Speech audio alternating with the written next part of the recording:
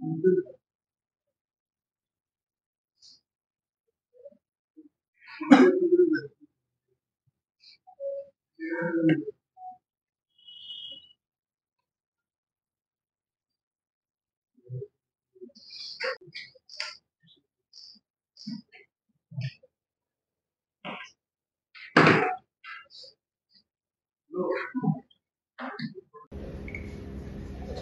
April মাসের 23 তারিখ আমরা রাজ্যের 8টা ডিস্ট্রিক্টে 15টা সেন্টারে জয়েন্ট এন্ট্রান্স পরীক্ষা নিয়েছিলাম।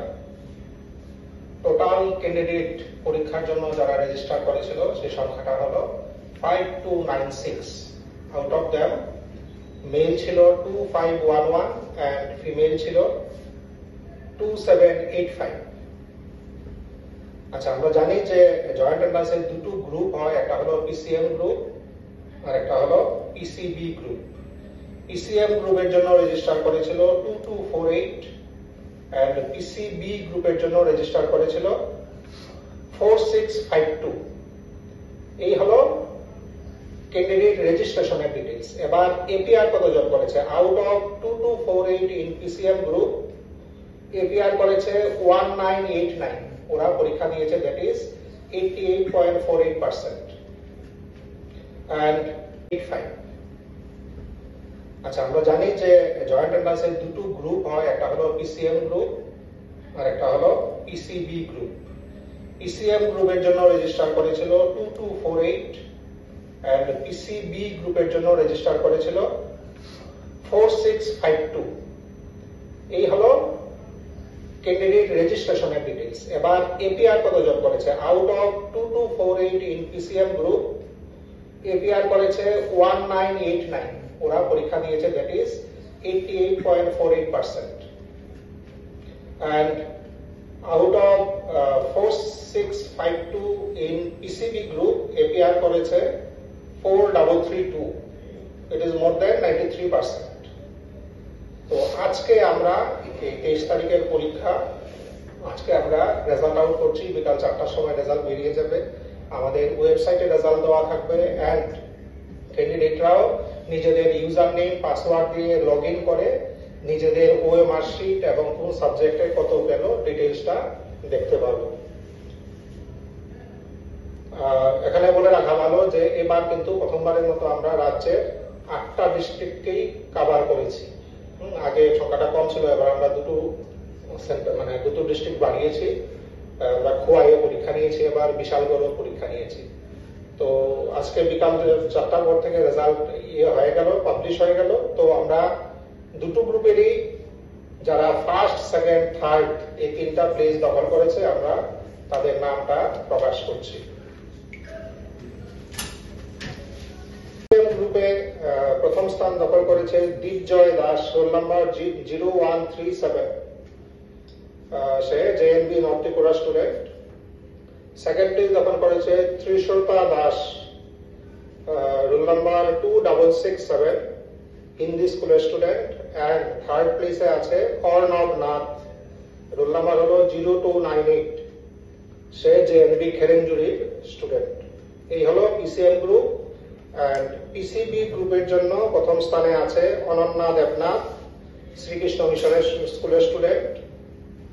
সেকেন্ড পজিশনে আছে সত্যদীপ পাল, শিশু বিহার স্কুলের স্টুডেন্ট। এন্ড থার্ড পজিশনে আছে দেবপ্রসাদ সাহা, সেও শ্রীকৃষ্ণ মিশন স্কুলের স্টুডেন্ট। এই হলো প্রথম 3টা প্লেস। আর রেজাল্ট ডিটেইলস তো আমরা 4টার পর থেকে সবার জন্য উন্মুক্ত হয়ে যাবে, স্টুডেন্ট লগ ইন করে ডিটেইলসটা দেখতে পারবে। এদের কন্টাক্ট ডিটেইলসটা আমাদের কাছে আছে, আপনারা চাইলে যোগাযোগ করতে পারেন। পিসিএম গ্রুপের হলো Dipjoy Das, Dipjoy Das, Trishrota Das second and Arnab Nath third for PCM গ্রুপ। পিসিবি গ্রুপের জন্য Ananya Debnath first, Satyadip Pal second and Debprasad Saha third place.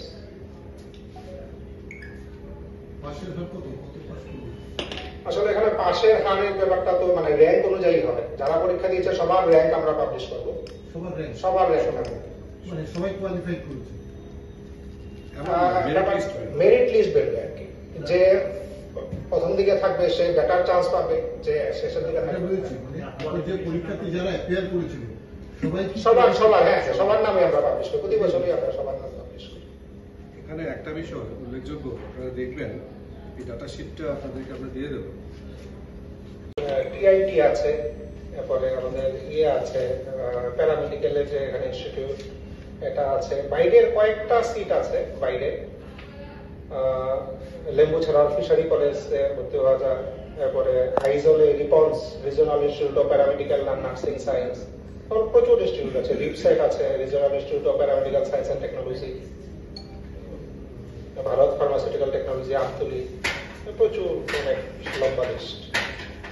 Agri engineering এর সিট আসে আমাদের এখানে, আসাম ইঞ্জিনিয়ারিং কলেজ থেকে 2টো সিট আসে প্রতি বছরই। আগের রিজনে সেই সিটটা আমরা ডিস্ট্রিবিউট করতে পারছি না, ওদের যেই সময়ের মধ্যে ওদের ওখানে ভর্তি হওয়ার কথা চলছিল বা চলে, সেই সময়ের মধ্যে এখানে কিছু টেকনিক্যাল জটিলতা থাকার কারণে এটা হয়ে ওঠেনি। এই বছর ফরেস্ট ডিপার্টমেন্ট এটাকে খুব গুরুত্ব দিয়ে দিচ্ছে যাতে এই সিটটা যাতে মিস না হয়। এটা খুব ভালো সিট, সোলান থেকে আসে। আজকে আমাদের মিটিং ছিল মেম্বারদের সঙ্গে, সেখানে ফরেস্ট একাডেমির ডাইরেক্টর ছিলেন ম্যাডাম, তো ওনাকে এই ব্যাপারটা গুরুত্ব সহকারে দেখার জন্য বলা হয়েছিল, কমিটমেন্ট দিয়েছেন যে এবছর থেকে উনি এই ব্যাপারটা দেখবেন।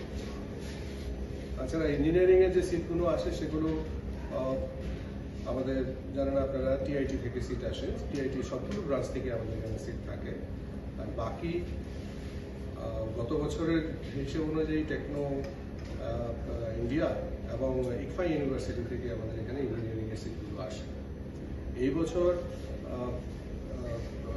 বাড়তে পারে, বিভিন্ন আরো একটা দুটো ইনস্টিটিউশন অ্যাড হতে পারে, শান্তিনিকেতন থেকে হতে চেয়েছে, যদিও এটা ফাইনালাইজ হয়নি এখনো। আমাদের কাছে সেই তথ্য এখনো রাজ্য উচ্চশিক্ষা দপ্তর সেই তথ্য আমাদের কাছে এখনো দেয়নি, সে কারণে এটা নিয়ে আমরা কিছু বলতে পারছি না এই মুহূর্তে। কিন্তু যেটা বলতে চাইছি যে আমাদের ছাত্র ভর্তির আগের যে প্রক্রিয়া, সেই প্রক্রিয়াটা আমরা 30 তারিখ থেকে শুরু করে দেব। এটা মোটামুটি আমাদের প্ল্যান। 30, 31 এবং 1 তারিখের মধ্যে সমস্ত ক্যান্ডিডেটদেরকে রেজিস্ট্রেশন করতে হবে। 30 মে এই 3 দিনই সময় দেওয়া হবে তাদেরকে রেজিস্ট্রেশন করার জন্য, যে ওরা ত্রিপুরা জয়েন্ট এন্ট্রান্সের প্রাপ্ত মেধা তালিকা হিসাবে ওরা এপিয়ার করতে চায় ফর কাউন্সিলিং। বছরে আমাদের কাছে যদি সিট আসে, সেই সিটগুলো সিট ম্যাট্রিক্স আমরা আপলোড করে দেবো আমাদের ওয়েবসাইটে। সেটা হচ্ছে সেকেন্ড ফেজ অফ কাউন্সিলিং, যেটাতে স্টুডেন্টরা চয়েস ফিলিং করতে পারবে। ফার্স্ট ফেজটা হচ্ছে রেজিস্ট্রেশন, সেকেন্ড ফেজটা হচ্ছে চয়েস ফিলিং। রেজিস্ট্রেশন এবং চয়েস ফিলিং এর মাঝখানে বোর্ডের মেম্বারদের একটা বড় ভূমিকা থাকে, সেটা হচ্ছে ডকুমেন্ট ভেরিফিকেশন। সেটা আমরা খুব দায়িত্ব নিয়ে আমরা করি, সেটা বোর্ডেই করা হয় এক্সক্লুসিভলি, যাতে কোনো ভুলভ্রান্তি না হয়। এবং ছাত্রছাত্রীদের ফর্ম ফিল আপে যদি কোনো সমস্যা থাকে, সেটা আমরা ওভার ফোন ওদের কাছ থেকে তথ্য নিয়ে, হোয়াটসঅ্যাপের মাধ্যমে তথ্য নিয়ে, ইমেইলের মাধ্যমে তথ্য নিয়ে আমরা সেটা বোর্ড থেকে রেকটিফাই করে তাদেরকে প্রিপেয়ার করে ফর কাউন্সিলিং, সেখানে যাতে ওদের নমিনেশন পেতে কোনো অসুবিধা না হয়। এক্ষেত্রে একটা জিনিস মাথায় রাখতে হবে আমাদের, যে যখন বোর্ডের পরীক্ষা হয় তখন ক্যান্ডিডেটদের ছাড় দেওয়া থাকে যে ওরা ওদের মা অথবা বাবা পিআরটিসি দিয়ে ওরা এপিয়ার করতে পারে, কিন্তু কাউন্সিলিং এর সময় কিন্তু তাকে তার নিজের পিআরটিসি বের করতে হবে। যতক্ষণ না পর্যন্ত তার নিজের পিআরটিসি থাকবে, তার আগে পর্যন্ত সে কিন্তু ফার্স্ট হলেও কিন্তু সে কাউন্সিলিং প্রসেস থেকে বেরিয়ে যাবে, কাউন্সিলিং প্রসেসে সে এপিয়ারই করতে পারবে না। এটা রাজ্য সরকারের যে নিয়ম নীতি নির্দেশিকা আছে সেটাই আমাদের নিয়ম নীতি এবং নির্দেশিকা। এরপর ফার্স্ট ফেজ এবং সেকেন্ড ফেজ কাউন্সিলিং হবে, অনলাইন কাউন্সিলিং হবে। সেইটা ত্রিপুরা জয়েন্ট এন্ট্রান্স বোর্ড এটা কন্ডাক্ট করে, কারণ ছাত্র সংখ্যা প্রচুর থাকে, প্রায় 750 থেকে 800 সিট থাকে পিসিবি গ্রুপে, এবং পিসিএম গ্রুপে প্রায় 650 থেকে 700 সিট থাকে। সেটাতে যাতে কোনো হচপচ না হয়, কোনো ক্যাওটিক সিচুয়েশন না হয়, সেক্ষেত্রে জয়েন্ট এন্ট্রান্স বোর্ড এটা পুরো বিষয়টা তদারকি করেন এবং সময়ে সময়ে নোডাল অফিসার যারা আছেন বিভিন্ন ডিপার্টমেন্ট, ওদের কাছ থেকে তথ্য নেওয়া হয় এবং ওদেরকে আমরা তথ্য শেয়ার করি, যাতে একটা ক্যান্ডিডেট দুটো জায়গায় সিট নিতে না পারে, দুটো সিট আটকাতে না পারে, সেই ব্যবস্থা বোর্ড সময়ে সময়ে ব্যবস্থা গ্রহণ করে। তারপর যেটা হচ্ছে থার্ড রাউন্ড অনওয়ার্ড কাউন্সিলিংটা আমরা বিভিন্ন দপ্তরের কাছেই দিয়ে দিই।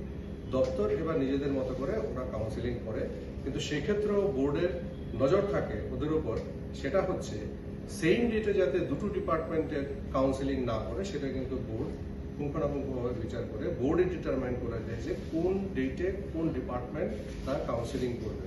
তা নাহলে কি হয়, ধরুন এগ্রিকালচারের ডিপার্টমেন্ট যদি ক্যান্ডিডেটদের কাউন্সিলিং করে, স্পট রাউন্ড কাউন্সিলিং করে, আবার সেম ডেটে যদি ফিশারি ডিপার্টমেন্টে স্পট রাউন্ড কাউন্সিলিং করে, তাহলে যোগ্য প্রার্থী কিন্তু অসুবিধা হয়, ওরা কোন সেক্ষেত্রে সিট নষ্ট হওয়ার চান্সেস বেশি থাকে।